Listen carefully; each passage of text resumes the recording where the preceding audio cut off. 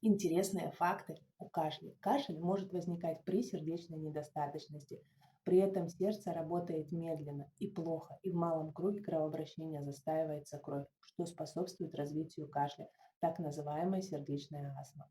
При перикардите, то есть воспалении серозной оболочки сердца, также может возникнуть кашель. Воспаление раздражает расположенную рядом плевру, и из-за этого возникает кашель. Кашель может возникнуть при приеме антигипертензионной терапии, то есть препараты для лечения давления, которые заканчиваются на прил.